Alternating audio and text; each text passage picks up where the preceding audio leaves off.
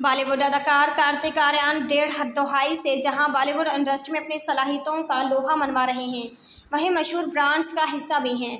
हाल ही में कार्तिक आर्यन ने भारतीय मीडिया से गुफ्तगू के दौरान इंकशाफ किया कि मैं अब किसी भी फेयरनेस क्रीम या पान मसाला ब्रांड्स का चेहरा बनाना नहीं पसंद करता, क्योंकि मेरे नज़दीक ये गलत है। क्या कार्तिक आर्यन को फिल्म हिट होने पर प्रोड्यूसर से गाड़ी तोहफे में मिलती है? कार्तिक आर्यन ने भूल भुलैया 3 का खौफनाक टीजर जारी कर दिया। फिल्म रिलीज कब होगी?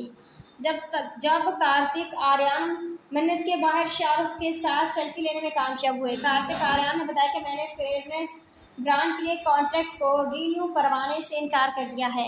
हालांकि मैं कई अरसे तक इस ब्रांड के फेस क्रीम के इश्तिहार का हिस्सा रह चुका हूं, लेकिन इसके बावजूद मैंने इस फेस क्रीम के इश्तिहार का कॉन्ट्रैक्ट रीन्यू करवाने से इनकार कर दिया, क्योंकि मैं ये समझ गया हूँ कि ये गलत है। अदाकार का कहना था कि मुझे पान मसाला समेत मुताबिक ब्रांड्स के इश्तिहार की पेशकश की जा चुकी है, लेकिन मैं इनकार कर चुका हूँ।